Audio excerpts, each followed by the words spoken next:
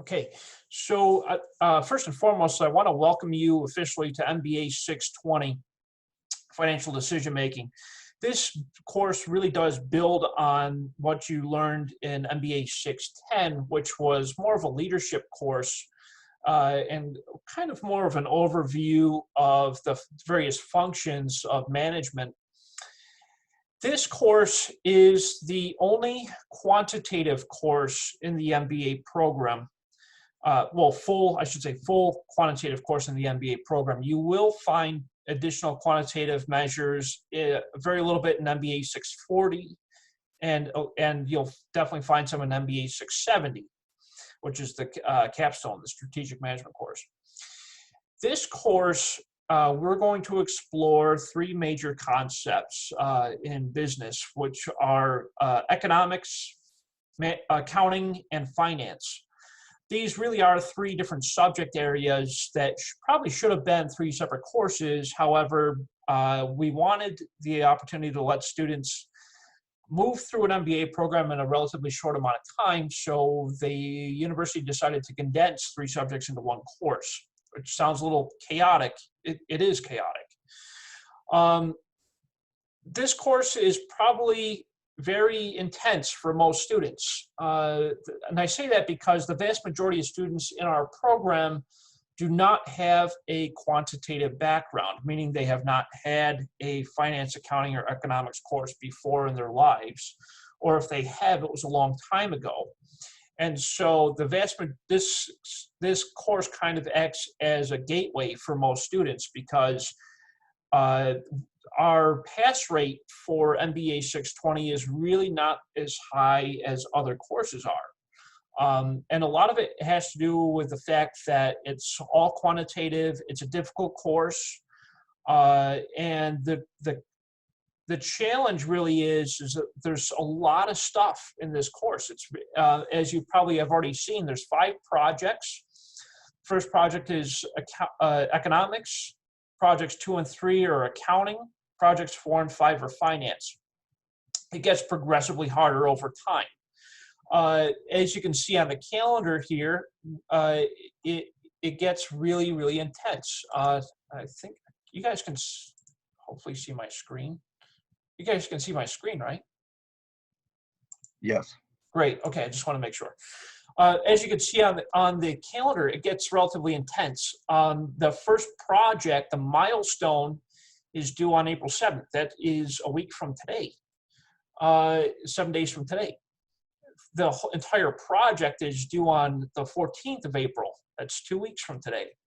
And then the second project is due another 2 weeks. The third project, another 2 weeks. The fourth project, another 2 weeks. The fifth project, another 2 weeks, and then you're done.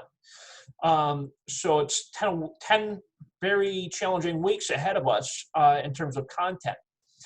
And I'm not saying this to scare any of you. I'm just trying to emphasize the fact that this course is very challenging, especially when it comes to the level of content that's involved.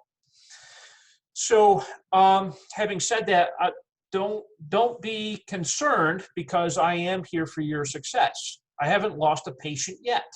Okay, so the only students who don't pass my course are the ones that don't try.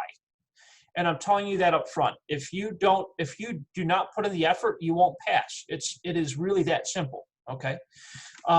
So if you try and you try your hardest, you'll probably pass the course. Some of you might be asking, well, Dr. B, how many students get an A in this course? That number is very low, very, very low. Okay. And again, I'm not saying that to scare you. I'm just saying this is a very challenging course. Most students do not get the project 100% perfect, and they certainly don't get the executive summaries 100% perfect. And if those two aren't 100% perfect and they go a little bit above and beyond, you probably won't get an A. To get an A on a project in this course, you need to demonstrate analytical skills. You need to demonstrate your full understanding of the content by answering all the questions appropriately, using citations where possible, so forth and so on. And so that's just kind of a very quick overview of the challenges that you'll face in this course. And so hopefully it didn't scare any of you away. but I definitely want you to be aware of how challenging this course really is. And so I'm looking forward to working with all of you, getting you all through it. And I'm very responsive. So if you send me an email, I'll typically respond to you within a few hours instead of a few days, like some of my colleagues. I like to host these optional Zoom sessions. These are certainly not required. They're always recorded. And they're really just to help you all because of how difficult these concepts are. So I hope that all of this is helpful. I also typically do these very general announcements on every single day just to kind of keep you all aware of what's happening in the classroom. So feel free to read through those if you want. Just a quick overview of the classroom. The first thing you really should look at is the syllabus. The syllabus is our roadmap to the class. I'm only going to touch on a couple of very important details in the syllabus that I really want you to be aware of. So if you scroll through the syllabus, there's a recommended textbook. It's not required, again. For those of you who are like me, sometimes you like a nice paperback, right? This is a decent book to look at, Corporate Finance, 11th edition by Ross. It's an okay book. It's not bad. It's pretty good content overall. It includes most of everything that we go through plus some. In addition to that, we do have learning topic resources in each project. I will warn you ahead of time, they're not great. You'll find a couple of errors here and there in the learning resources in the classroom. And we're aware of those errors. I've been working with our content development team in order to get them to fix some of the problems. It's a work in process. So if you find errors, please let me know, as that is something that we do want to fix as quick as we can. In the meanwhile, I will also be providing you all with additional resources to help you get through the projects, in addition to the PowerPoint presentations and these video walkthroughs of each project. So let's get down into the real important stuff under the grading information. Super, super important. Okay, so by now you should be aware that in the MBA program, we now have hard deadlines on all of our projects. In previous semesters, before summer of 2019, we did not really have tough deadlines, meaning, you can submit them later and stuff like that without penalty. That has changed. Okay, so when it comes to submission of work, it needs to be timely. It needs to be by the due dates as indicated in the course calendar. The reason being is because it's multifaceted reasons for timeliness. Number one, that's a competency that you should be demonstrating in your professional lives. Number two, if you fall far behind, especially in this class, it will be very detrimental to you being able to pass the course because of the amount of work that's involved. So your timely submissions are very, very important. Please, please, please. The deadlines are very, very important in this course. If you anticipate being late on a submission for whatever reason, send me an email before the due date and I'll work with you on it, okay? I really don't want you to fall behind. So having said that, as you've already experienced in MBA 610, our projects have milestones and they have due dates. Here are the difference between the two. A milestone allows you to make a submission on the steps that you have completed already, and I will provide you with detailed feedback so you can therefore make improvements to your project. And maybe if there was an incorrect response on one of your questions, I will tell you, and I'll tell you how to correct it, okay? And so that you really want to take advantage of those milestone submissions. and they have to be done by the milestone due dates, okay? If you miss the milestone due dates and submit it after that milestone due date, I cannot provide you with feedback. And that would be detrimental to you because if there's a wrong answer somewhere along the way, when it gets graded, it earns a does not meet expectations or does not meet performance. And so when that happens, that's essentially an F on the project, right? And so then you'll have to go back and make the corrections within 2 weeks to get it up to a meets performance or an exceeds performance.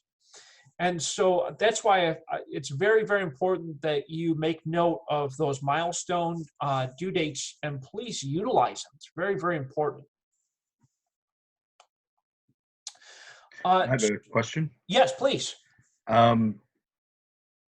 If we are not completely done with the milestone, are we still able to submit what we have finished? Yes, absolutely. Yeah, Okay. Great question, Chris. So yes, absolutely. So if you, let's say the first project, the milestone is steps 1, 2, and 3, okay?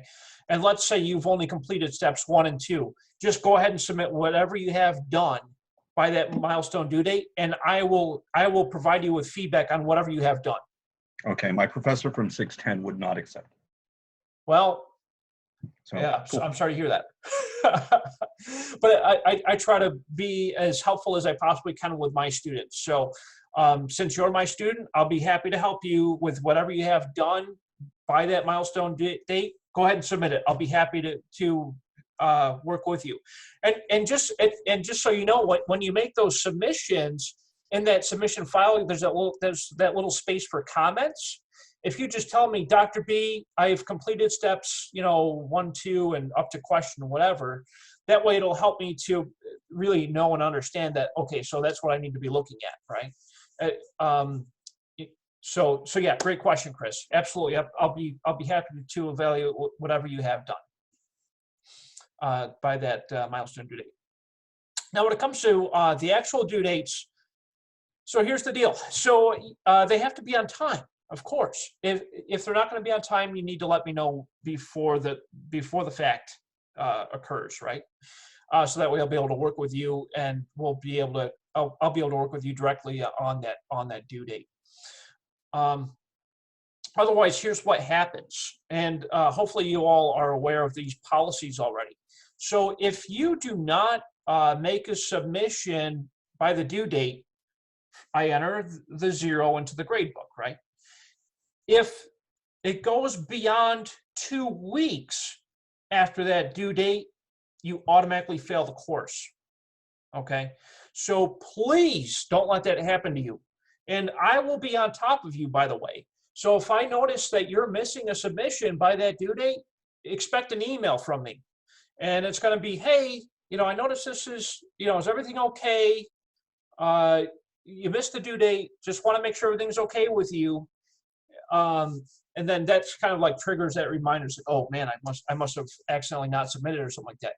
I'm not gonna like, be real strict on it for that respect.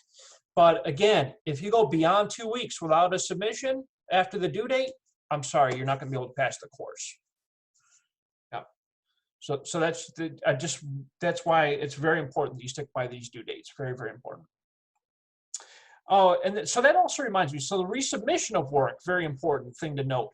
If for whatever reason you make your submission on time and it doesn't meet expectations, meaning you got a few questions wrong on the project. Okay, so I'll still tell you. I'll say, hey, unfortunately this didn't meet expectations. These are the questions that you need to look at. Here's how you should be. Here's the formulas you need to use to answer those questions appropriately, something like that, right? And so because what you'll find is my feedback is very direct. It's very clear. I don't just beat around the bush and say, oh, you should. No. I tell you very directly. This is what you need to fix in order to pass the project, and here's how you need to do that. Okay, so that way. If you does not meet performance, by the due date, you'll have up to 2 weeks in order to resubmit to get it back up to a meeting performance or even hopefully an exceeds performance, right? Any questions on this? Hopefully this should be very clear. Great. Okay, so those were the very, very important parts I wanted you to be aware of. Incompletes, once in a while they happen. They're really, because this is a 5-project course, you need to have completed successfully 3 out of the 5 projects in order to be eligible for an incomplete. And successfully means passing, right? And so once in a while a situation will come up, but I wouldn't worry too much about it. Just make sure that you're in constant communication with me in the event that something like that happens. You know, once in a while you might get deployed or, you know, and you'll be without service for a while or whatever the case might be. You know, just let me know well in advance and I'll work with you. So as I talked about with the projects, project 1 is economics, projects 2 and 3 are accounting. They're not the same, you know, so like project 2 is the basic levels of accounting, project 3 is more of the managerial analysis, comparison accounting, cost accounting, that type of thing. Project 4 is finance, project 5 is a deeper level of finance through capital budgeting, and it gets intense. But don't worry, I'll be with you every step of the way. Just the usual policies. I'm scrolling down toward the bottom of the page. Very, very important. So the due dates. Week 1, your milestones due again by April 7th. The entire project's due on April 14th. Project 2, milestones due on April 21st. The entire project's due on April 28th. Project 3, which is the group project. Project 3 is a group project. And as we get closer to project 3, I will assign you to your respective groups. I usually organize it by last name. With project 3, and we'll talk more clearly as we get closer to project 3. Project 3 being the group project, you'll do a team agreement and that type of good stuff. It's kind of lengthy. It's a little deep. It's fun. I think you'll like it. It's on accounting. That'll be due on May 12th. Project 4, milestones on May 19th. Project 4, final due date is May 26th. Project 5 is milestones June 2nd, and that project will be due on June 9th, and then the entire class ends on June 16th. So I think, actually the class ends on June 18th, but all the work should be in before June 16th. Okay, Shauna, so you asked if I would be willing to organize project 3 by zones. That would be very difficult for me because I don't know where everyone is. I might be able to, we might be able to. I'll try, okay? I can't promise you that I can do it, but I will try. We'll talk about that when we get closer. Yeah, my pleasure. Okay, so any questions on the syllabus? Hopefully this is very straightforward. Great. Okay, so next tab in the project, next tab in the classroom is the project tab. So this is project 1. Starts with project 1, which is where we are. This cute little video. This is a company that I created. It's not a real company, of course, but it is one that I created. It's just kind of like a fun learning type of experience. The good news is a lot of you in this class, you are already working as an analyst. So that'll be cool. I think this will be a really fun group because a lot of you already have great working experience and you kind of already have a really good understanding of how analysis works. But if you don't have that type of experience, this type of immersive learning is kind of fun. So I encourage you to watch this great 2-minute video. The first project has to do with economics. This is a real job post. Of course, not a real company, but a real job post of what an economic analyst does on a regular basis.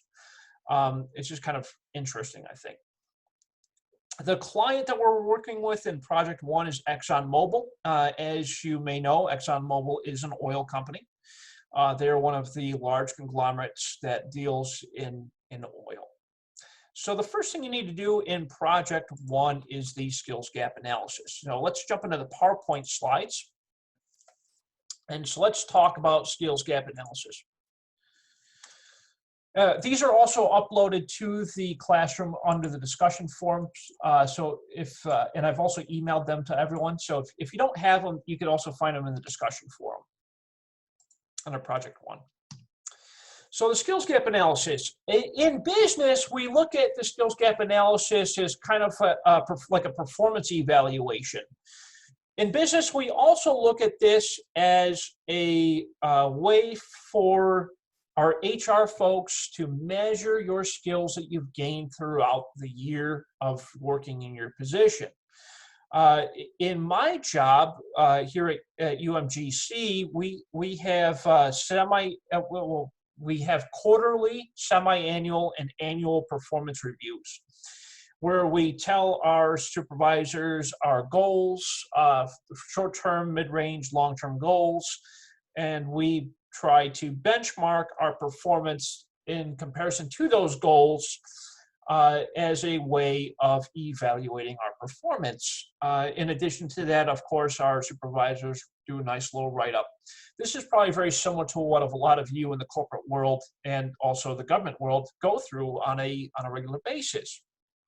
So the skills gap analysis, the logic behind it is you rate yourself, you rate how you think you are right now versus the importance of each skill for your job, using a scale of 1 to 7. And so it's not like how do I want to put this? It's about you, okay? It's not about the fictitious company you're working for, right? This is actually for you, right? And so you need to use the skills gap analysis, because this is a way for us to look at the skills that you're gaining based off of the competencies in this course throughout the next 11 weeks. That's really the importance behind the skills gap analysis. I know that you've all already done something like this in MBA 610. In MBA 610, the competencies were based off of MBA 610. So when you open up the skills gap analysis for this course, you'll notice that the competencies are different because this is a different course. And so we're going to look at your skills based off of each competency and measure that throughout the next 11 weeks. And so you'll complete the skills gap analysis for project one, and then you'll submit it with your milestone submission on the 7th. Along that, at the bottom of the skills gap analysis, for each tab, especially for project one, there's a reflection summary. And you need to look at, identify the skills that you want to improve, right? And why you want to improve them. That's essentially what this is saying.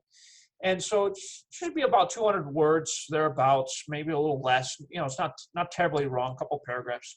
Just kind of describing why you want to reduce those skills, or why you want to reduce the gap for those skills, meaning you want to improve those skills, what the importance is for you. So again, the application of the business, this is really, in my personal opinion, the skills gap analysis is very similar to a performance evaluation that you would see on the job. So let's look at the skills gap analysis real quick in the classroom. So you'll go back to your classroom, select step 1 in project 1. Scroll down to the bottom. You'll select the skills gap analysis instrument, download and open. It's an Excel document. You'll notice at the bottom there's 2 tabs, project 1 and project 5. clearly this is for project 1, so you only want to complete the tab for project 1.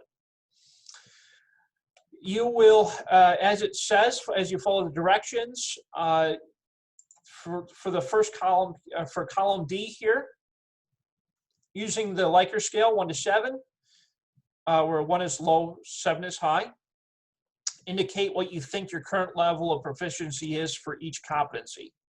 And then the next column over, column D, or I'm sorry, column E, you want to use that same Likert scale 1 to 7 and select what best represents of how important it is to your career success. So again, we're looking at where you think you are and where you think you need to be for your career, right?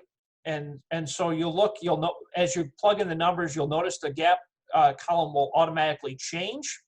The greater the negative number describes the greater the importance of closing that gap, right? And so, and those will typically be the ones that you would want to select for your reflection summary. And so the reflection summary is at the bottom, no more than 200 words, describing the gaps that you want to reduce. So it should be very straightforward. It's very similar to what you did in MBA 610. So that's the skills gap analysis. Any questions on that? Hopefully very straightforward, yes? Great. Okay, so let's move on to step 2. The supply and demand graph. This is the fun stuff, getting into the fun stuff. Okay, supply and demand. So in economics, as you might expect, there are competing forces in the world, as they say. We have the demand and the supply. The demand is the quantity of a good or service that buyers are willing and able to buy at a particular price during a particular period. That's the fun textbook definition, right? So what is demand? Demand really is the idea that you need something, okay? Whether that's food, whether that's gasoline, whether that is the demand for housing, the demand for clothing, whatever. It's something that you need, okay? That's demand. And cumulatively, a lot of people need these same things, right? So, in this project, we're looking at the demand for oil, okay, for oil and gasoline. From the global perspective, we're looking at oil. From the granular perspective, we're looking at gasoline.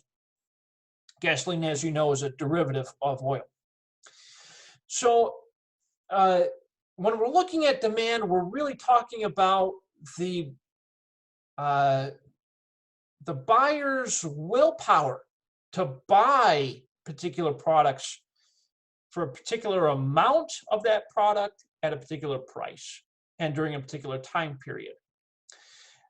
We can look at this from a history of gasoline prices, for example. With gasoline, right now the price is very low because the demand is very low. Okay, not a lot of people are driving right now because of the current situation. So because of that, the demand is very low for gasoline. And right now the supply has remained consistently high. And so when there's high supply and low demand, we see low prices. And so we'll talk about a little bit that when we get to the equilibrium. Any questions on demand so far? Makes sense, right? So looking at demand graphically, demand is typically, in most cases, downward sloping and to the right. It starts somewhere up here and it ends somewhere down here, downward sloping and to the right. So let's look at demand for anything. Okay, we see that the higher the price is, typically the lower the quantity demanded is. Okay, it makes sense. Like, so let's think of oranges, for example. You go to the grocery store, you're like, I really need a bag of oranges, and I want 5 oranges, and let's pretend these are in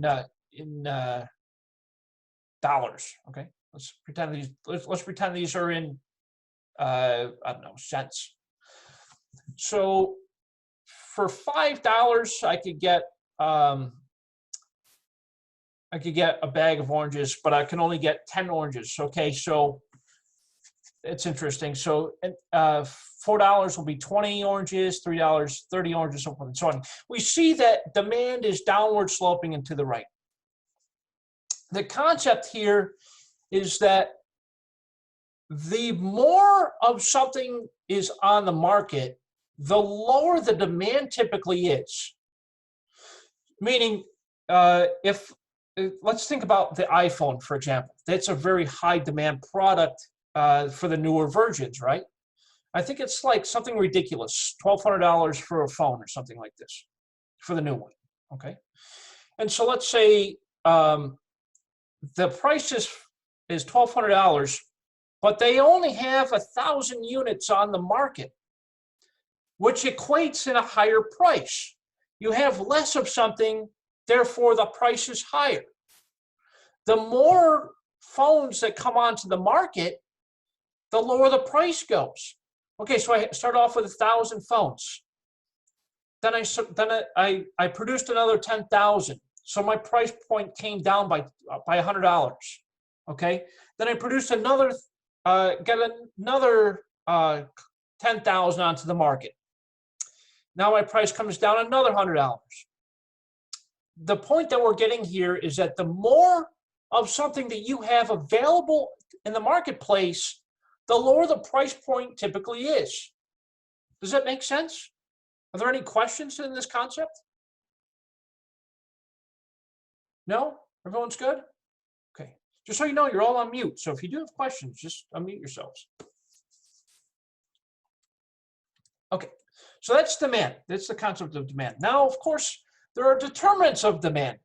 These are things that influence demand in a general sense.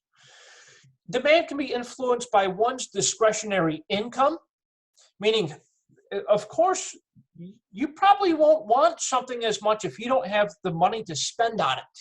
Okay, so your demand for that particular thing at a particular time might be lower if you don't have the funds to be able to buy it with. So your discretionary income is a determinant of demand. This will influence your demand for that product. You can also look at this from a global perspective. If GDP is lower, then the demand will be lower. The price of related goods. Related goods would be complementary or substitutional. Okay, what's an example? So let's look at our iPhone example. A complementary good to the phone would be, let me think here. Oh, the watch, the Apple Watch would be a complement to the Apple iPhone, okay? That it's complementary because it's related to the iPhone, right? That's complementary, it complements it. A substitution of the iPhone would be going to an Android or to a Samsung. That would be a substitution, meaning the alternative to, right? And so the prices of these related goods also influence the demand for those goods. And of course, we have tastes and preferences. Over time, your taste for something may change, or your preference for something may change. You might no longer favor the iPhone because you think it is too plain. It's too what do I say? It's not as customizable. Okay, and so therefore your taste might change, and you might say, "Oh, the Android is more customizable, so my preferences have changed, so I prefer the other one." That's a determinant of demand. Your expectations, customer expectations. You think that the next iPhone might be holographic or something like this, and so therefore your demand will be super high. But then they say, oh, you know, we're not going to include that holographic dimension into the next phone. And so therefore your expectations have changed, and therefore your demand has gone down for the purchase of the new iPhone. And then you have the number of buyers. This is how many people are interested in buying the iPhone, right? This is the number of buyers that are willing to buy the phone. The higher that number, the higher the demand is. The lower that number, the lower the demand is. Makes perfect sense. So these are things that would influence concepts in demand, things in demand. Now we talked about demand. Now, of course, we've got to talk about supply. So supply is defined as the quantity of a good or service offered by the sellers that are willing to sell at a particular price during a particular period. In our example, Apple, the company, would be the supplier. They're the ones selling the iPhone. They'll sell 1 million of them on the marketplace. That's the quantity, okay?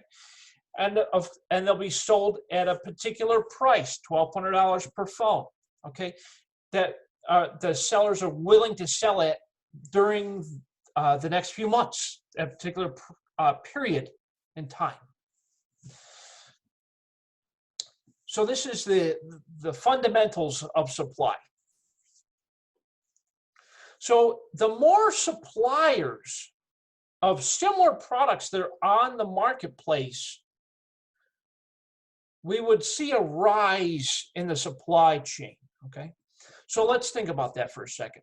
Let's think about our oranges example in the grocery store. If I have multiple farmers that are growing oranges and supplying them to the grocery stores at the same time, that's of course increased competition, and that increases supply in the marketplace. And so we look at this perspective. When there's more of the same thing on the market, we would expect the price to go down because demand has remained the same, or in some cases has decreased. Because as we know, demand is downward sloping and to the right. Supply, on the other hand, is upward sloping and to the right. And so what we'll find is that the more supply we have on the marketplace, the lower the price point will likely be because there's so much of it available. That's what we're seeing right now with respect to oil, of course. And so we'll talk about that in a little bit. So let's look at it graphically. Supply, as I said, is upward sloping and to the right. And so price points. So we see an inverse relationship here to demand. In supply, it's upward sloping and to the right. Demand, as we know, is downward sloping and to the right. And we see here that the more supply I have in the market, we see the higher the price. Reason being is because with more supply being on the marketplace, there's that opportunity for the prices to remain. So let me show you how that looks through the next slide, the determinants, input prices. So looking at the iPhone, for example, our input prices would be higher because I have more technology put into the phone, meaning my cost of materials, my cost of labor, my factory overhead, all of these things attribute to the input prices. Technology, as it changes over time, will influence supply. If technology improves, I'm able to produce more of a certain product. That will, of course, change my amount being supplied to the marketplace. Expectations, of course, also change. These are the expectations of the suppliers as well as the customers. As those expectations of suppliers and customers change, we'll see the amount being supplied change. And of course, the number of sellers on the marketplace. So my earlier example of the orange farmers, with more orange farmers selling the same products in the marketplace that flood the marketplace with oranges, price has to come down because there's a lot of supply in the marketplace. While demand may go up or down, because of the larger number of suppliers, that'll have an influence on the overall supply side of things. So now let's talk about the two together. We talked about demand and we talked about supply. These are opposing forces in the market. Now there's a point at which the two come together in harmony. This is what we call the point of equilibrium. Equilibrium is the definition of it is the state at which there's a balance between supply and demand. In economics, the forces of supply and demand come together perfectly at some point. The two cross each other, where demand equals supply. It's like a beautiful thing when this happens. When supply and demand are in balance, we call they're in equilibrium. When they're not in balance, we call those economic forces at work. Eventually, the two lines will cross each other. This most of the time happens in most economic situations. So let's look at our chart. So as we talked about earlier, the quantity demand increase from 10 to 50, supply and the supply side of things, the amount being supplied, decrease over time, and our price range is this. So let's look at it graphically. We can see graphically here that our equilibrium would be $3 at a quantity of 30. We know this is our equilibrium because this is the exact intersection of where supply equals demand. So are there any questions on the concept of supply, demand, or equilibrium yet? So I have a question. Yes. And it's kind of back on that slide, graphical slide for, I believe it was price and supply. So a couple slides back. Would you mind going through that one more time? Yeah, that one. Can you go through that one more time, please? Yeah, absolutely. So, in this concept, we see that supply is always upward sloping and to the right, meaning over time there's more supply available. We also see that the price points are also increasing with the amount of quantity available. And the reason for this is because, as we know, this is a opposing force to demand. And so because there are opposing forces, the more supply that we have available to the market on the marketplace, the lower the demand typically is. And so that's why we see that supply is greater over time, and also with respect to prices, the greater the supply, the higher the price, is because it needs to be an opposing force to demand. Does that make sense? Does that help clarify it? It does. Thank you. Great. Wonderful. Thank you. Great question. Okay, are there any other questions on supply, demand, or equilibrium so far? And we'll also look at the workbook together, so don't worry too much about that. Okay, great. Okay, so let's talk about risk. There are, as we know, there's risk around the world with pretty much everything, especially in business. On the supply side of things, there's risks of shortages because of supply chains, price increases because of maybe like a price war or some type of collusion of supply or some type of situation with that. So prices may increase for supplies, or there's just a general rise in the prices for raw materials and direct labor and factory overhead. Things like that might increase. Quality, there's always risk with supply quality. In business, like we might get goods into our warehouse that may not be of the quality that we were expecting. maybe the something wrong with the metal that we got, or there's something wrong with some raw materials, or we might have a manufacturing process that is not of good quality. So that's a risk to the business. Availability of supply, always a risk. Like, for example, what's going on around the world right now is causing problems with availability, and which is causing problems in the supply chain. So like when you go to grocery stores and you try to get, basic supplies, and because the whole world's crazy right now, they all want the same things. This causes supply risk because the supply chain cannot keep up with the availability, right? And then of course there's political and social unrest. These lead to supply chain issues as well. On the demand side, there's what we call demand shortfalls. This is where we hype up this product, and we advertise it like crazy, but then we find out that something happens and the people just don't want it, or they can't afford it, or something happens economically, and so that causes what we call demand shortfall. There's what we call latent demand.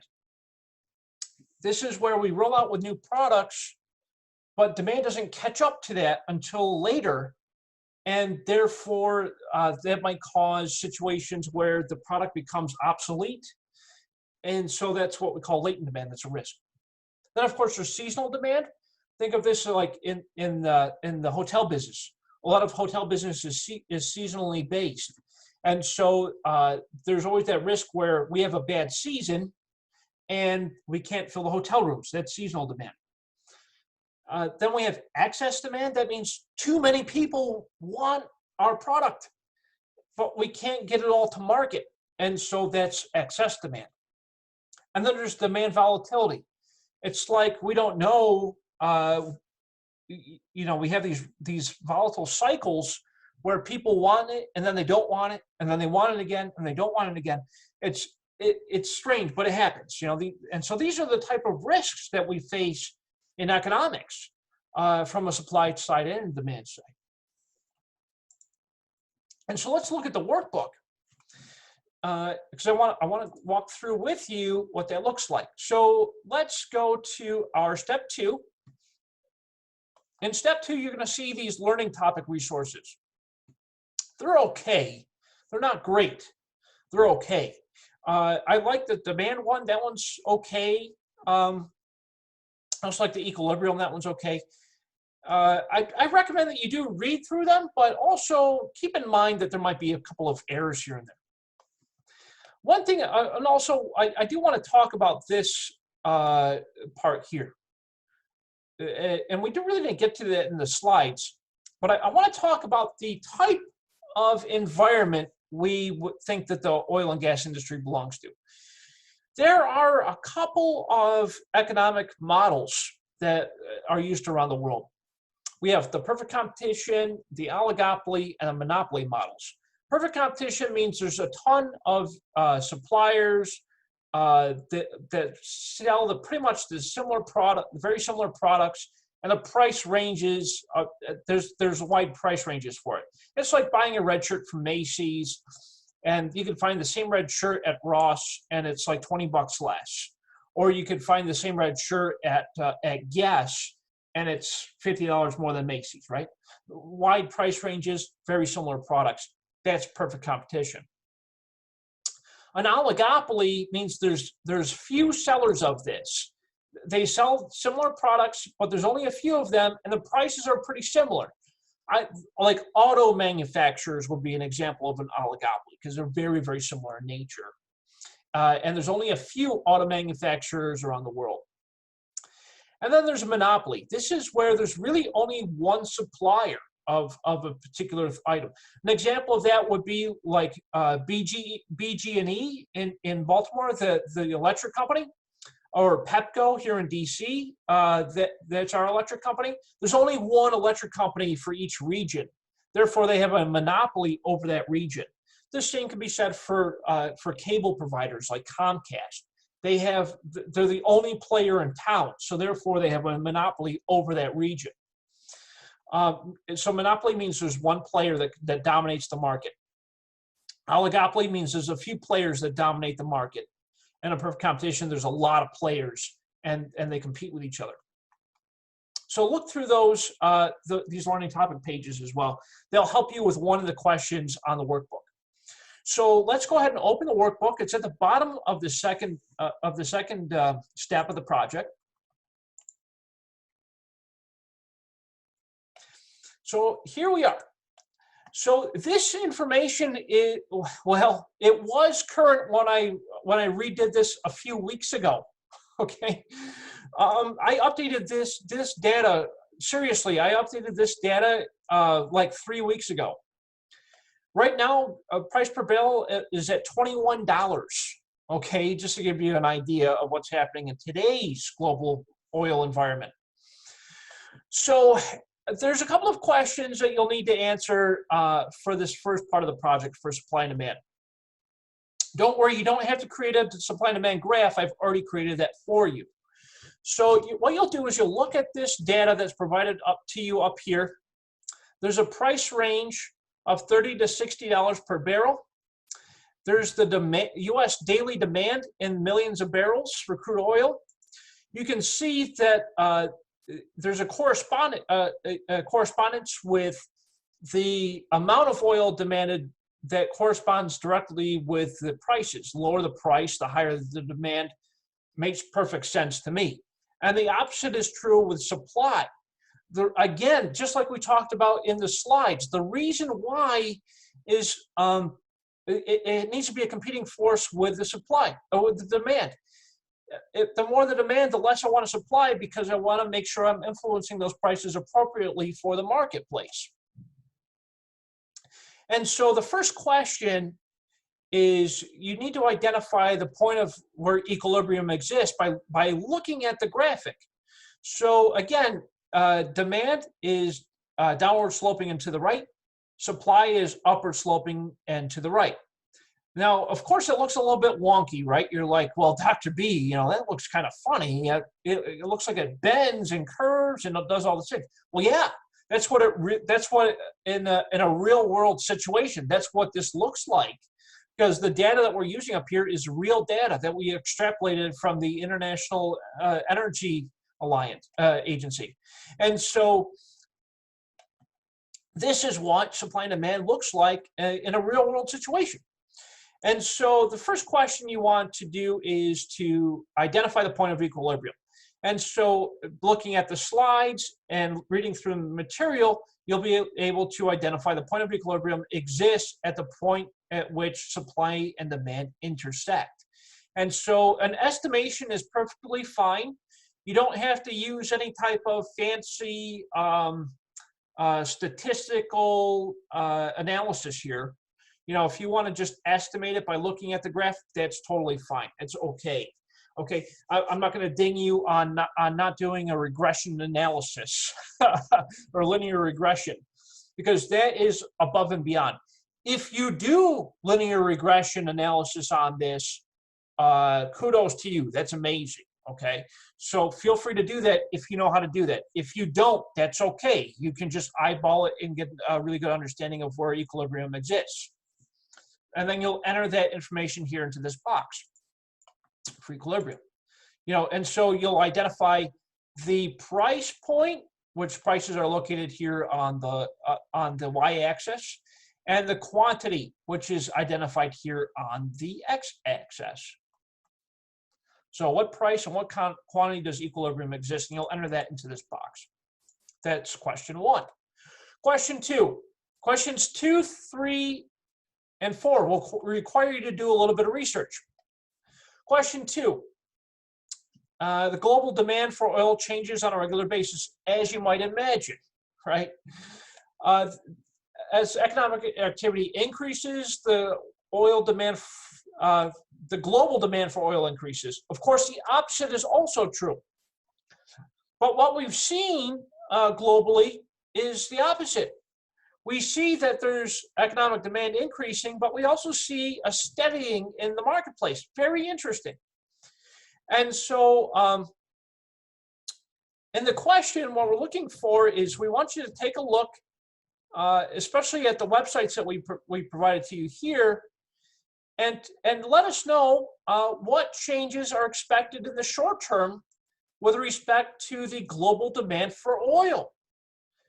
And definitely visit these websites, but also because of recent developments in our global economy, because of the current situation, you may want to include that type of information as you're writing this up. It doesn't have to be long. I'm just looking for maybe like a paragraph. That would be great. You just make sure it's clear, concise, to the point, and include your resources, include your references, yeah, to support your statements. That'll be a fun question to answer, especially with today's environment. I think that'll be really interesting. Question, and it's open-ended, but again, I'm just making it's more of testing your analytical abilities to really kind of understand what's happening in the short term when it comes to the global marketplace, especially for oil. And the third question, what are potential supply and demand risks in the global oil market? And again, support your statements with research and reference. So do a simple search on the internet for what's happening in today's global oil market. And what are the supply and demand risks? Well, there's a couple of things going on. I don't know if you've been watching or following a little bit closely, but there's a situation right now where Saudi Arabia and Russia are both in this this supply standoff, where they both built up their supply levels dramatically, which, of course, as you would think, reduced the price per barrel dramatically because there's a lot of supply in the marketplace. So therefore, the price per barrel went dramatically down. And now there's this weird thing because the demand is super low. So that, there's clearly a risk there because now you have a ton of supply in the market and low demand, which is unusual because usually the demand will be higher. And so you have these unusual circumstances that are influencing the price of global oil. And so what you'll see is that this also has a negative risk when it comes to oil drillers here in the United States being able to stay in business, because it makes it unaffordable for the drillers to process oil out of the ground at $20 a barrel. It doesn't make economic sense for the businesses to be able to do that. They're not covering their costs at that low of a price. So that is a current example of supply and demand risk in the global oil marketplace. So that's another fun question. Again, about a paragraph in length, and support your statements with references. Very important that you do that. The fourth question, do you think the global oil and gas market is a monopoly, oligopoly, or a competitive market model, and why? To answer question 4, you'll need to look at the learning topic pages here under step 2. I want you to look at perfect competition, oligopoly, and monopoly. Read through that, and you can also use other internet resources to help kind of guide you toward your opinion of which of those 3 you think it belongs to. I will tell you that there are not a ton of global suppliers in the marketplace. So that should kind of give you an idea of what economic model the oil and gas industry belongs to. And so as you're answering questions 2, 3, and 4, try to be as descriptive as possible and give credit where it's due by using your references. Are there any questions so far with this first part of the project? Everyone understands how to answer those first 4 questions? Yes, no, maybe? No questions? Okay. Yeah. You good? Oh, great. Okay, wonderful, wonderful, wonderful. So hopefully that'll help you to answer that first part of the workbook. Now let's jump into into my Zoom screen is freaking out here for some reason. Okay. So strange. I don't know why it's doing that. Okay. So let's, hopefully you can all still see my screen. I hope. Yes. Okay. So now let's talk about very important, yes, good. Okay. For some reason I'm having trouble with my my Zoom for some reason. Okay, so the third step of the project. Now we're going to do a little bit more of a deep dive with respect to cost, pricing, elasticity, and the production function within economics. All of these things attribute to a concept in business that we call profit maximization. We want to, the goal of business is to make as much profit as you possibly can. Okay, that's the basic fundamentals of the reason why your business exists. And most people think of business as a way of generating economic wealth. That is true. Even for nonprofits. And I can already hear you nonprofit people already. You're saying, Dr. B, the word nonprofit means no profit. No, that's not true. That is not true. Here's why. Every business needs to make a profit in order to stay in business. Okay? A nonprofit doesn't call it profit. A nonprofit does not call profit profit. We call it retained earnings. Okay?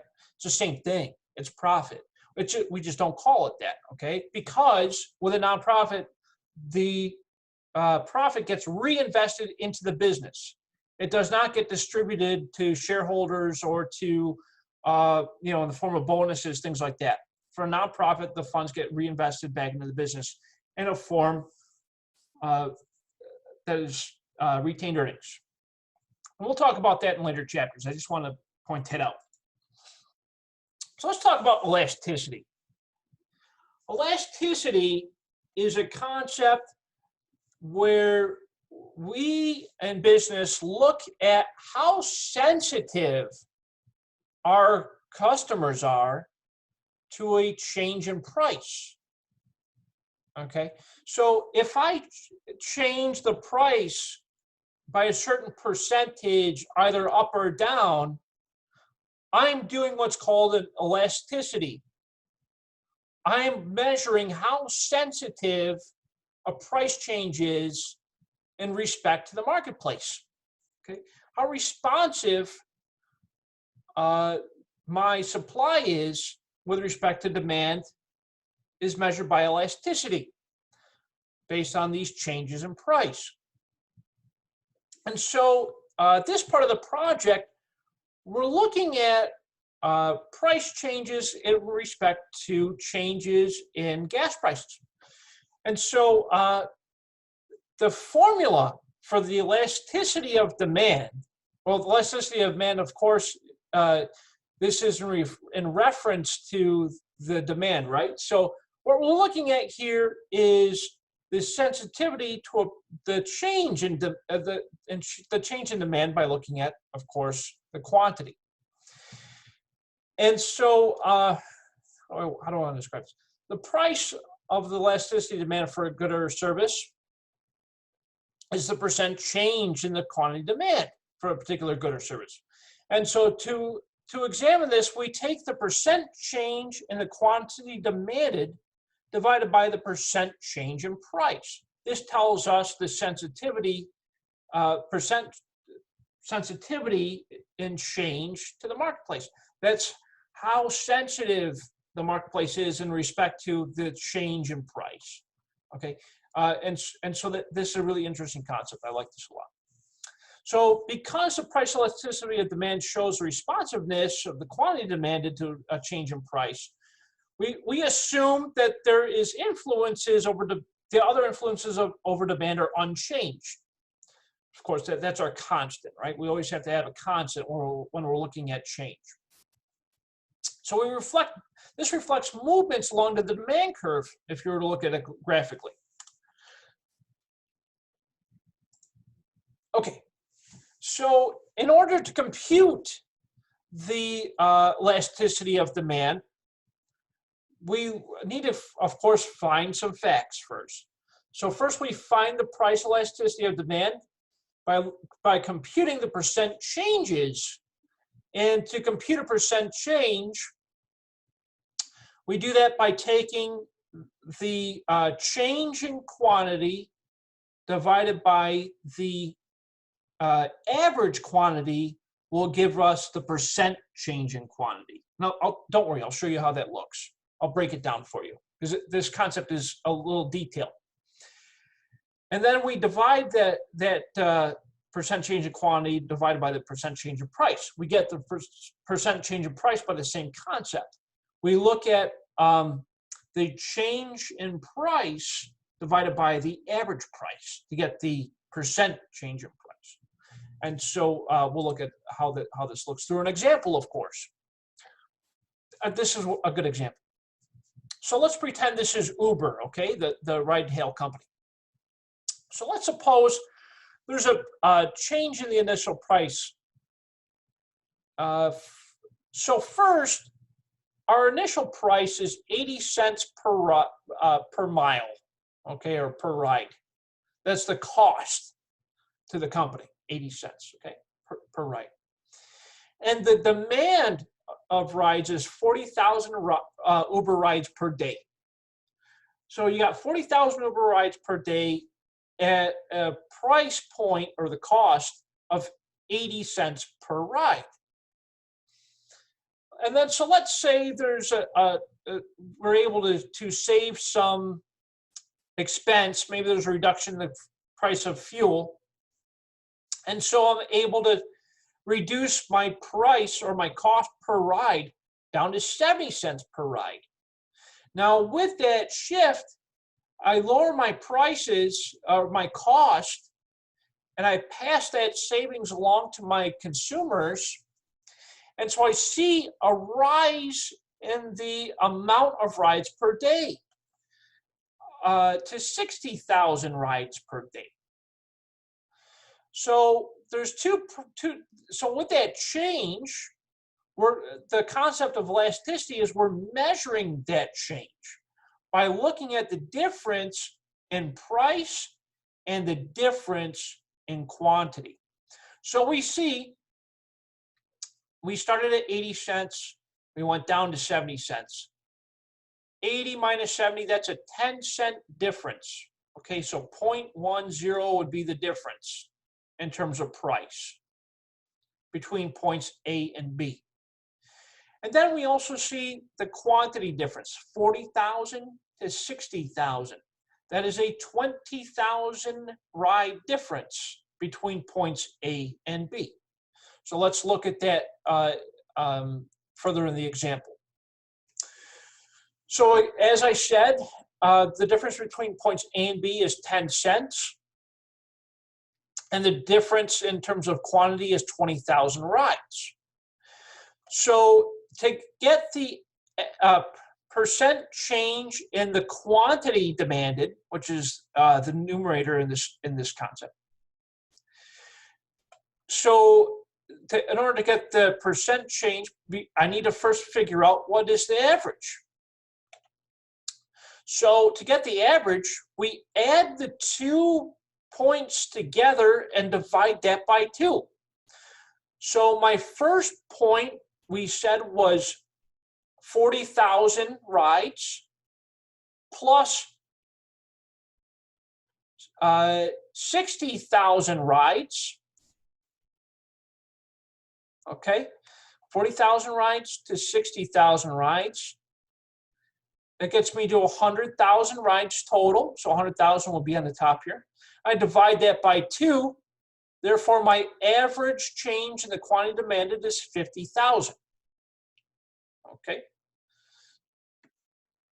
So in order to get the percent change, I need to get the difference or the change in the quantity demanded, Q1 minus Q2, and divide that by the average. So the first quantity we said was 40,000. minus 60,000. That gets me to a minus 20,000 rides, right? That's the difference, the change. Q1 minus Q2 is minus 20,000. Divided by the average, which was 50,000, that percentage is equal to 40%. Okay?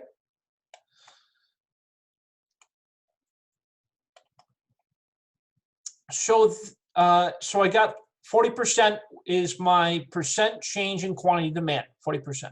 Okay, got it. Now I got to do the same thing for price. So to get the average price, I take price 1 plus price 2. Price 1 we said was what? What did I say it was? It was 80 cents. Yep, it was 80 cents per ride. My price 2 was 70 cents per ride. I add those together, and then I divide that by 2 to get the average. Gives me 75 cents. So my average is 75 cents. The average between 80 and 70 is 75 cents. Makes sense. So then I got to get the percent change in price.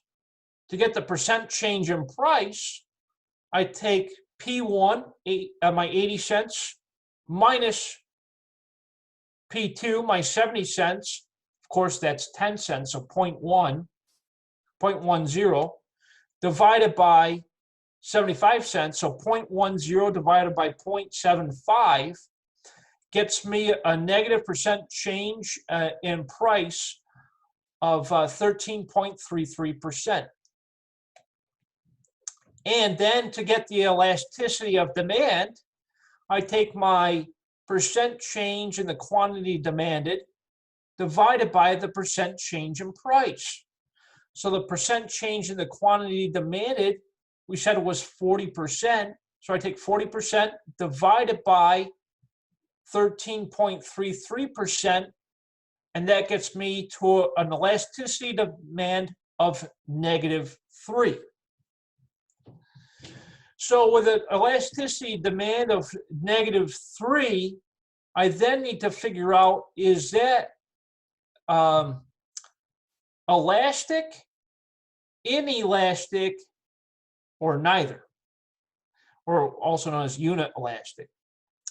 And when you read through the learning topic pages for step 3, especially the elasticity of demand page, we can see toward the bottom the units of elasticity. Is it elastic, inelastic, or unit elastic, or also known as neither? And so if the change is greater than 1, we consider it to be elastic. In that example, the change is, of course, greater than 1. It's -3, right? And so because it's -3, it's price elastic because it's greater than 1. Or I'm sorry, it's, did I say elastic? I think I did, right? So it's elastic. So, but here's the thing. These other things must be also true. So while it is elastic, we need to see if there's an increase or decrease in price, increase or decrease in total revenue, and it has to correspond with these changes. In that example, yes, it's elastic. However, if the changes were mutual in either direction, then it will be inelastic. And of course, if there was no respective change in revenue, it would be elastic.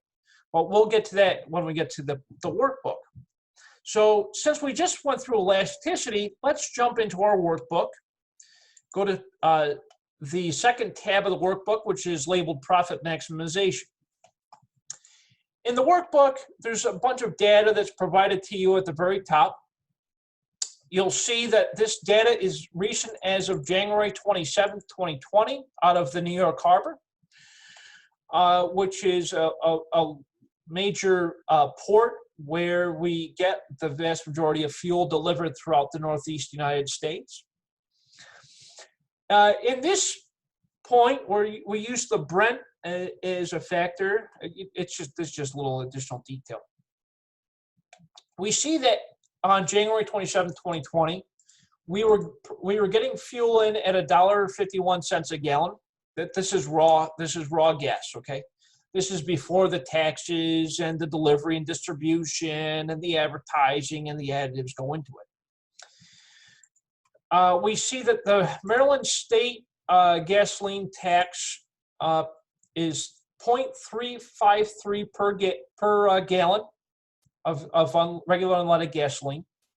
This was effective as of 2 years ago. It's still true today. The federal gasoline tax rate is 0.184 per gallon of gasoline. The distribution and delivery for ExxonMobil is 0.042 cents per gallon of gasoline. Advertising is also 0.042 cents per gallon of gasoline. Additives are 0.02. Total additions are 0.641. That's adding all of these together. And so we get all of our additions plus our base to give us $2.15 per gallon. Yeah, and that's really how a gallon of gasoline is determined, right? But of course, as you know, the gas stations need to make profit. Yeah, and that's how they stay in business. They need to charge more than that in order to stay in business. So, and again, this is how it really works in real life, is that gas stations will typically add 2 to 3 cents per gallon thereabouts, or oftentimes more than that. So in this case, this gas station that we're looking at in this example, their gas prices are usually 10 cents above the purchase price per gallon. And that's pretty standard. This is very normal of how gas stations operate around the world, at least here in the United States. And so the data tells us that this particular gas station owner is looking to modify their prices slightly in order to understand how the demand will react, right? What will be the reaction in demand, or also known as the elasticity, the sensitivity to the changes in the price. These are what influences demand for gasoline for this particular gas station. So question one, we provided the data to you. We provided the quantities and the respective prices. As you can see, again, going back to what we learned about in the previous slides, is that lower quantities typically result in higher prices.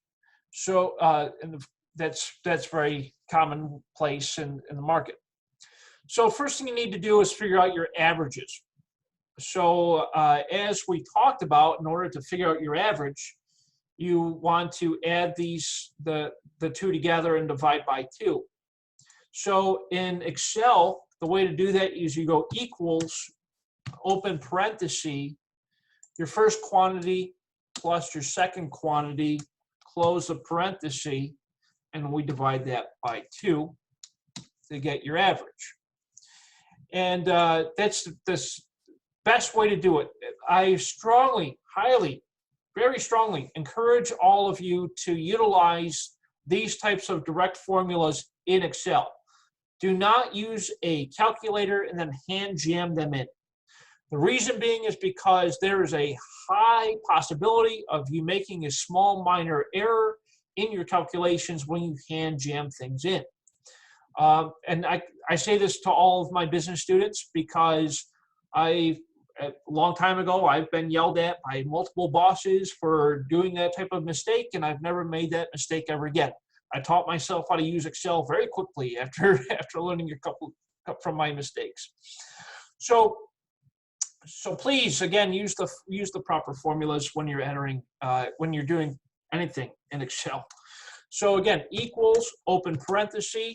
This is what we call order of operations, right? The PEMDAS, you guys remember that from grade school probably. So open parenthesis means you do the parentheses first. Quantity, price 1 plus price 2, close your parenthesis, divide by 2 to get your average for the price. Okay, now we're looking at the percent change. As we talked about in the slides, in order to get your percent change, you take the change and then you Q1 minus Q2, you divide by the average. And you do the same thing for the price. And so percent change, we go equals, open parenthesis, Q1 minus Q2, close parenthesis, divided by the average, enter. There's your percent change for quantity. And you, of course, want to do the same thing for your price. So equals, open parenthesis, price 1 minus price 2, close parenthesis, divided by the average. Boom. Okay, there's your average percent change in price. Now, elasticity of demand. As you know, elasticity of demand is percent change in quantity demand divided by percent change in price. So to get there, we go equals percent change quantity demand divided by percent change in price. My elasticity of demand in this case is minus 2.851. Oh my, we're getting there. Okay, so there's a couple of other components we need to figure out. This question, these next three questions also ask us for the elasticity. Is it elastic, inelastic, or neither? By how much did revenues change, and how much did profits change? Okay, so before you answer these three, you need to first plug in the data into these boxes. You want to make sure you complete these charts before you answer these three in order to accurately answer the questions. So the price at 3,600 gallons, we said was 2.758. The revenue per gallons. To get revenue, we simply multiply the price by the gallons. So in this case, we go equals price times gallons. Okay, there's our revenue for 3,600 gallons. Now let's look at our cost per gallon. Our cost per gallon is going to be the same. Cost per gallon is going to be equals total cost per gallon, 2.158. That'll be the same throughout. When you see cost per gallon, it's 2.158. Variable cost. The variable cost formula is we're taking our cost per unit or cost per gallon, and we multiply that by the volume. Okay, so our cost per gallon we said was equals 2.158 times 3,600 gallons. Enter. Our fixed cost per day. Our fixed costs per day are fixed, meaning they don't change. When you see variable, means it changes based off of the volume being produced. Fixed means it stays the same, regardless of the amount being produced. So in this case, it's $438. It says so in each question. The fixed cost per day is $438, so that's the same, $438. My total cost, as you would imagine, is your fixed cost plus your variable cost together. So we go equals fixed cost plus variable cost, enter. There's our total cost. And our daily profit. To calculate profit, profit, or also known as net revenue or net income, we go, it's our revenues minus our expenses, or revenues minus costs. So we go equals revenue minus total cost equals daily profit. Okay, so the question tells us, or is asking us, by how much did revenues increase or decrease as a result of the change in price? So to do that, we simply go, we want look at our revenue column, okay? You go equals revenue 1 minus revenue 2. That's our change in revenues from the change in price. Well, technically that's negative, actually. So because the change, the decrease was 703.20. And you can see that here, but if we go, just to show it a little bit easier, go to revenue 2 minus revenue 1 minus 703.20. Because we can see it's a decrease, yes? We went from 10,000 in revenue to 9,009 in revenue. That's clearly a decrease in revenue by $703.20. And of course, how much did our profits change? Well, in fact, interesting fact here, our profits increased. Profit 2, oh, I'm sorry, what's going on with my mouse? It's acting all kinds of funny. Profit 2 minus profit 1, my profits increased by 160. So the question then becomes, is it elastic, inelastic, or unit elastic? Well, to figure that out, we go back to our Elasticity of Demand learning topic page. Toward the bottom, there's this cute little graphical representation. We noticed that our revenues have decreased by 703.20. Okay, our revenues decreased as the price, let's see, what happened with the price? Our revenue went down with this change, and our price increased, right? We went up 10 cents. Our price went up 10 cents, our total revenue decreased. So price up, revenue down. So having said that, clearly the only one that fits here would be price elastic, because our price went up and our total revenue went down. So that would be price elastic. And so that's the first question. So I wanted to just help you all with that first question, so that way you'll be able to properly answer questions 2 and 3. Everyone's good so far? Comments, questions, concerns so far? Everyone's okay? Remember, you're all on mute, so I can't hear you. Just gotta unmute yourself if you've got a question. You're good? All right, thank you, Chris. Okay. Great. So that's questions 1, 2, and 3 of the second tab. We're on a roll. We're almost done, guys.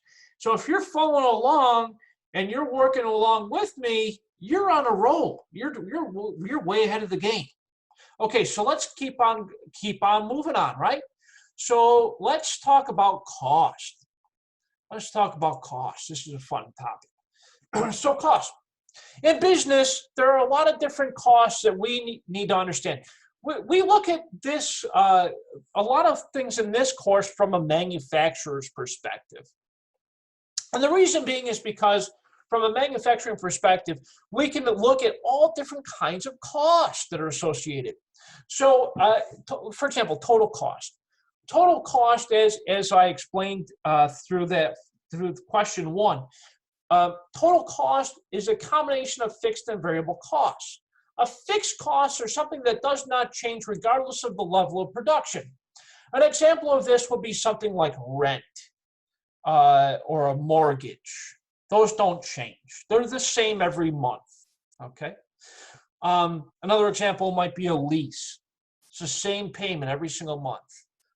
A salary of a shop supervisor, a salary, fixed cost, same every single month, regardless of how much I'm producing.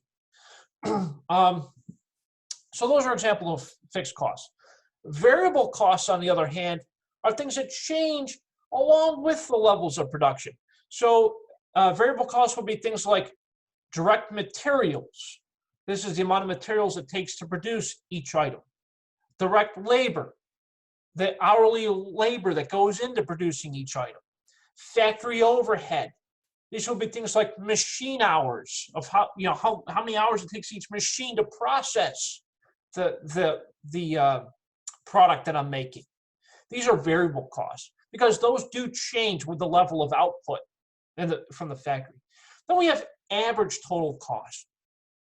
sometimes just referred to as average cost. This is taking the total cost and dividing it by the amount of output to get you your average cost. Average costing is really beneficial when you're making estimates for future costs. And then average variable cost is obtained by taking your variable cost and dividing it by your quantity. Same concept. This helps us to plan for future production levels. And marginal cost. This one's very important. So marginal cost is the additional cost for producing one additional unit of output. So an example of this would be if I'm producing 1 million barrels of oil, that 1,000,001 barrel, that additional barrel of oil, of course, has an additional cost attributed to that barrel. And so therefore, that would be considered a marginal cost to produce that additional barrel of oil. So let's look at, since we're talking about margins, let's talk about marginal revenue. Marginal revenue is the additional revenue that you would gain from an additional unit of output. Okay, so as you increase your units of production, the more that you're producing, you should be generating additional revenue, which is considered marginal revenue. That's the revenue gained from each additional unit of output, and also marginal cost, right? And so from this component, in a perfectly competitive firm, meaning there's a lot of competition producing this similar products, a lot of people producing similar products, the way we would measure marginal revenue would be we would take total revenue equals the price times the quantity. Makes perfect sense to me. The price is also, in this example, is also equal to the average revenue, which is your total revenue divided by total quantity.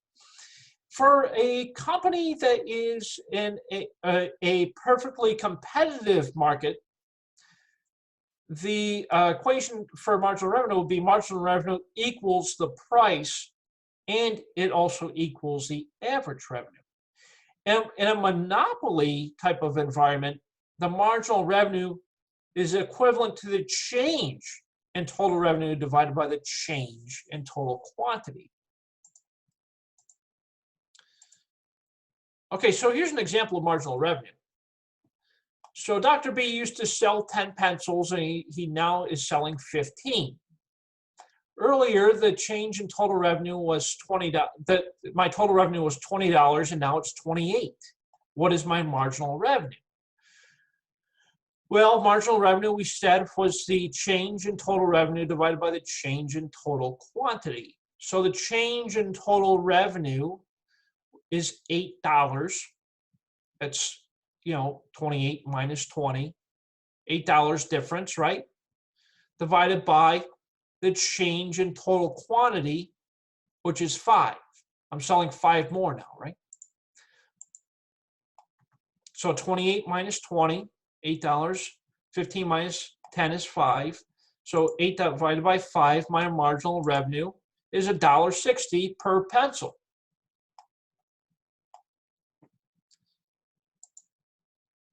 So let's look at our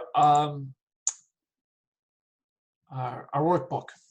Okay, so question 4 has a lot to do with the concept of marginal cost and marginal revenue.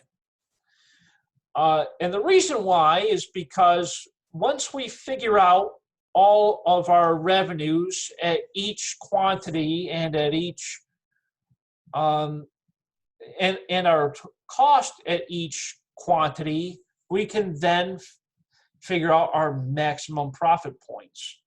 And we can also figure out at which point I can maximize profit where my marginal revenue equals my marginal cost, which we'll learn about here in the next slide.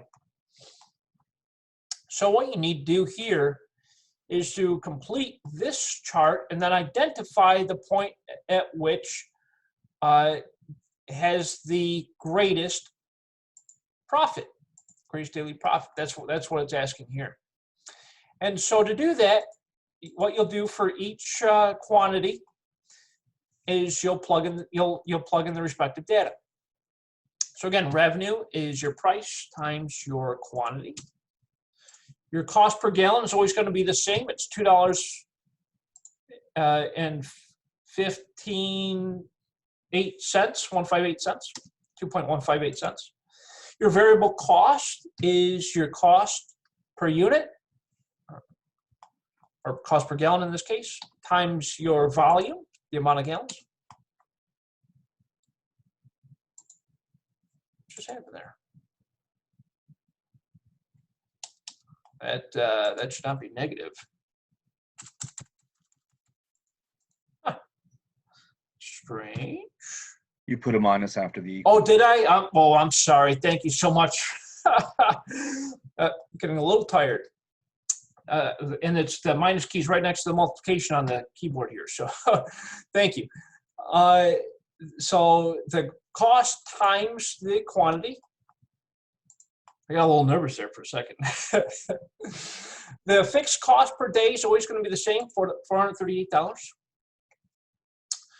The total cost here is your fixed plus your variable. So you go equals fixed 438 plus your variable, in this case 6,042.40. Your daily profit is your revenue minus your total costs. So revenue minus total costs. Okay, great. I should always do that. It's kind of weird. Okay, so here's a fun an easy way to do this. So instead of taking a lot of time and completing this chart, I'm going to show you a Excel shortcut. There's this little notch here. You see this little notch in the green cell here? You see this? Looks like a little notch, right? So it's right below that 40 cents here. So if you take your mouse cursor and you cover it over that little notch, your big plus will turn into a little plus. And so once it turns into a little plus, if you click your left mouse button and hold it and drag it down, all of a sudden, Excel just did all the work for you. Yeah, that's cool, right? That's going to save you guys a ton of time. And so if you do that same thing for variable, for total cost, for daily profit, and then you notice, again, the cost per gallon is always going to be the same. So if you highlight both cost per gallon, it should drag that total cost down to be the same.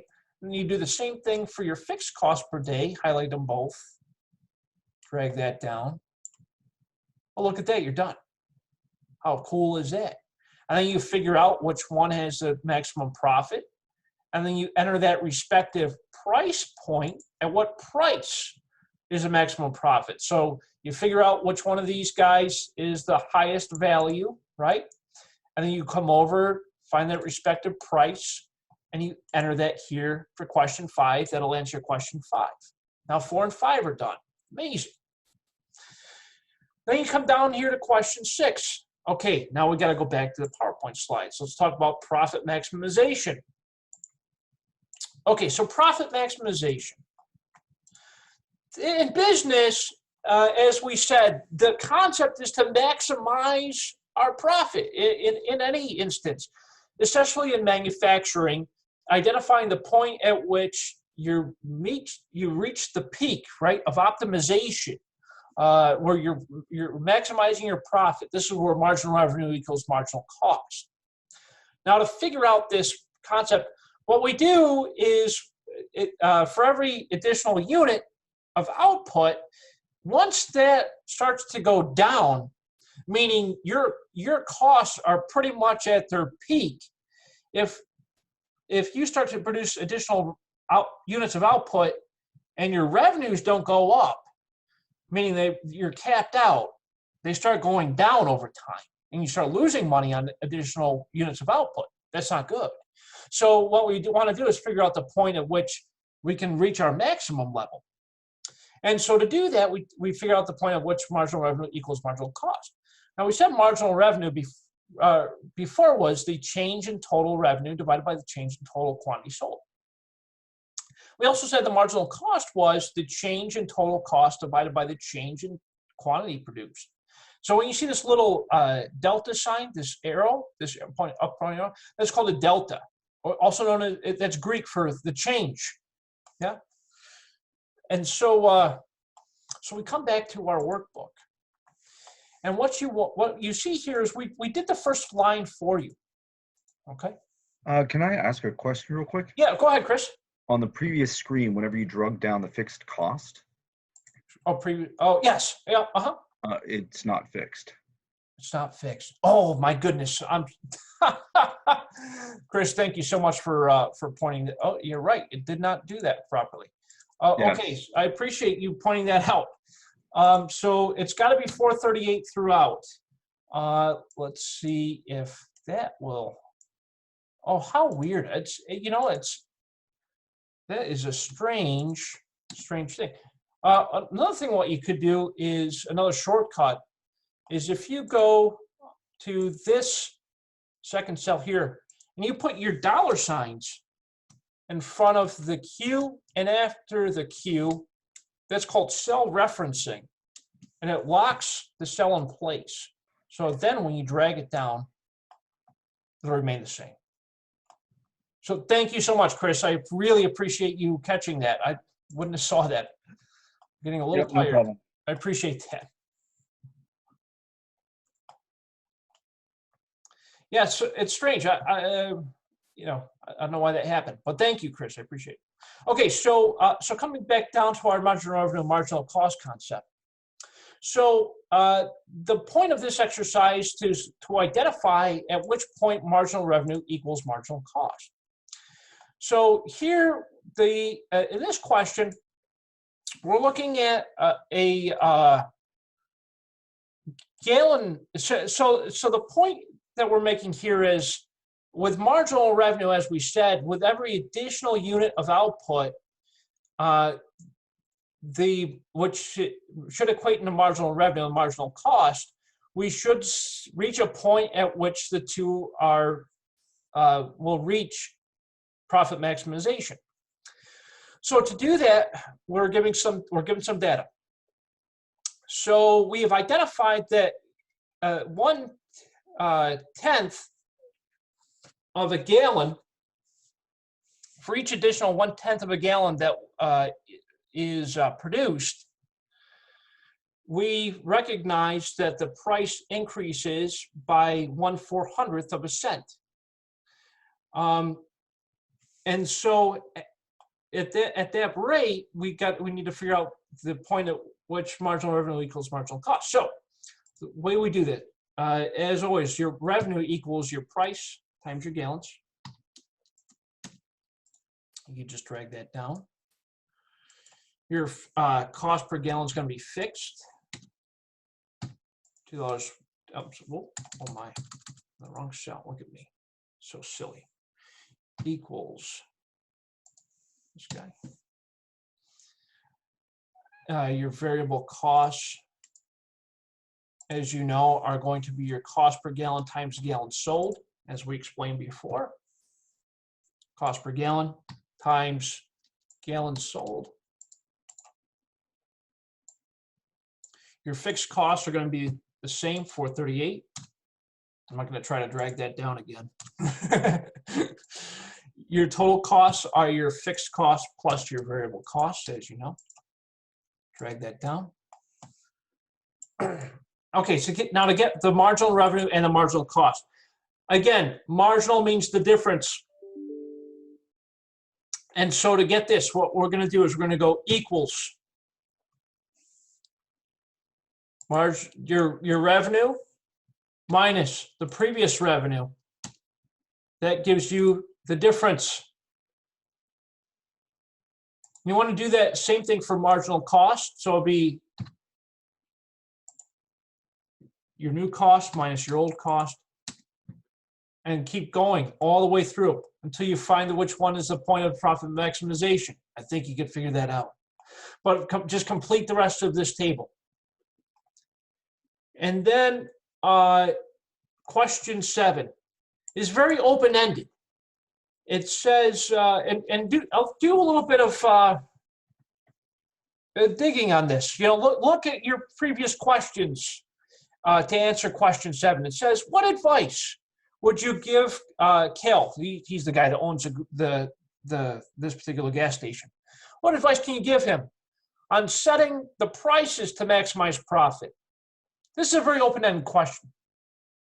Now, what I would do to answer this question is to look at the changes that you've identified in the previous questions to help, support the data of what advice you would give him. And I would also consider doing a little bit of research on the net and to give the gas station owner some advice on how to set his prices to maximize the profit. So it's just more or less of a summary of how to maximize profit is basically what I'm getting at with question 7. Any questions on this tab? On this part of the workbook? No? Everyone's good? Great. Okay. So that is the workbook. So at that point, you've completed the workbook. That's great. Now, the next part of the project, which should happen starting on Wednesday of next week, would be for you all as a class to have a discussion on world oil price movements. This should be a really interesting discussion, especially with recent developments. So this was another thing that had happened back in 2019. So world oil price trends is there was an attack by Iran and Saudi Arabia that wiped out 5% of the global oil supply, which was devastating to the oil market at that time in history, which, as you would think, caused a shortage in the total supply and caused prices to, of course, increase. And so, so that's one part of an interesting discussion we could have. Of course, I want you to look at what's currently happening in the global oil environment to have this discussion on global price trends. We can also look at it from a perspective of OPEC versus U.S. oil production. OPEC is the oil-producing nations around the world that collude on global oil pricing strategies to essentially control or monopolize, or it's really, it's kind of like a perfect monopoly, if you will, because there's multiple players, but they all dominate the market and they all collude together, essentially making a monopoly around the world in terms of oil price and production. They basically come to an agreement between these countries and they say, okay, we're going to produce this much, this percentage, and we're going to do it at this price. Great, and they all agree on that and everything's hunky-dory. Here in the United States, it's very different. We have an open marketplace and we believe in free trade. So therefore, here in the United States, we have multiple players that drill oil, produce oil, and the United States is not a member of OPEC, so we do not have that type of collusion, and so therefore our oil prices are relatively protected from exterior factors for the most part, and so that's part of the discussion we can have with oil price trends, and that'll happen in step number 4 in our class. And so again, that'll take place after you have submitted your milestones. And then step 5, and this step 5 is very similar to most step 5s in most of the last steps in each project. This is an executive summary that we're going to write up for our clients. And so step 5, what we do is we prepare an executive summary. I'm confident that you all have probably seen something similar in MBA 610, very similar to what you've done in MBA 610. We want to write an executive summary. This is essentially a summary of the project for top management. In our case, it will be Exxon and it'll also be Kale, the gas station owner. And what we want to do is explain to Cale and to Exxon, the purpose of this project. We examined world oil prices.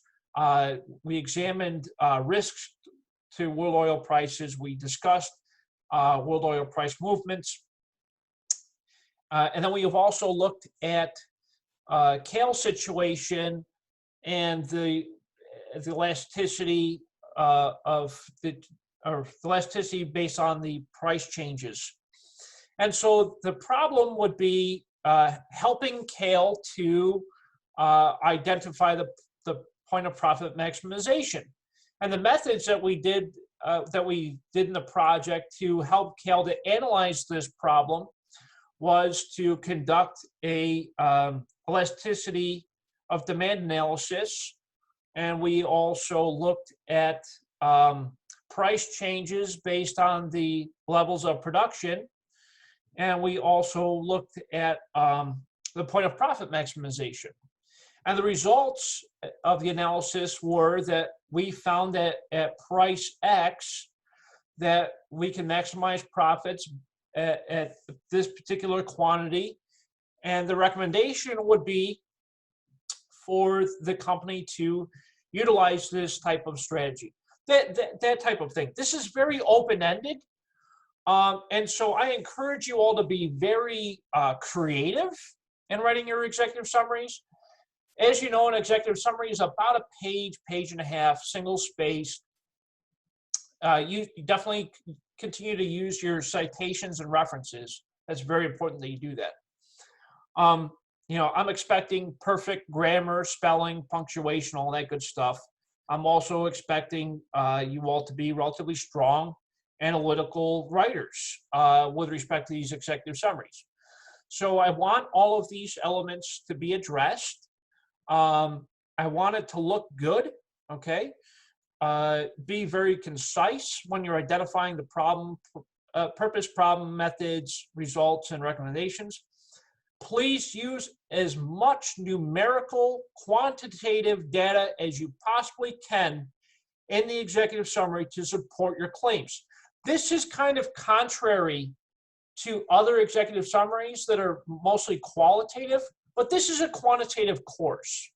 So I'm expecting to see quantitative data in these executive summaries.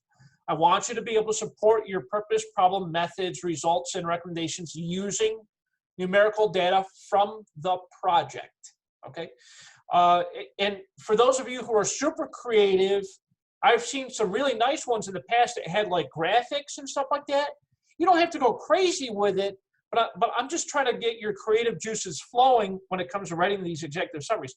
And write them like we're gonna actually provide this stuff to ExxonMobil or to Cale, right? Because who knows, maybe we will. If it's really good stuff, maybe we will. So we want to kind of write it like we mean it. And that, my friends, is the conclusion of the presentation from Project 1. So if you have any questions, comments, or concerns, please let me know. For those of you who are in the room, do you have any pressing comments or questions or concerns that I can help you to address now before we call it a meeting?